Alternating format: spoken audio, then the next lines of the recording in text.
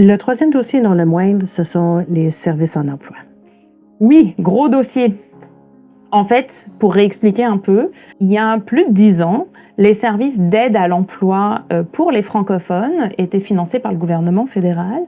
Et puis, le gouvernement fédéral a décidé de transférer cette compétence au gouvernement provincial.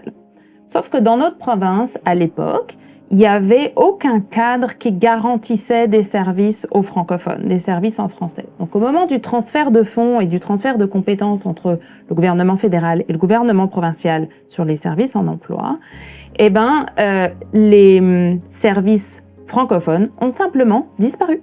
On appelle ça la dévolution, n'est-ce pas? Exactement. La dévolution, c'est quand on confie l'exécution d'une responsabilité à un tiers. Et là, en l'occurrence, le gouvernement fédéral a confié au gouvernement provincial l'exécution de la mise en œuvre des services d'aide à l'emploi pour les francophones, enfin pour tout le monde, y compris pour les francophones. Le gouvernement provincial a mis en place tout un système d'aide à l'emploi, mais pas pour les francophones, et les organismes francophones qui offraient des services d'aide à l'emploi ont juste perdu leurs services. Nous sommes donc allés en cours, nous avons attaqué le gouvernement fédéral pour récupérer les services, et en fait pour surtout s'assurer qu'il y ait des services qui soient offerts aux francophones en termes d'aide à l'emploi.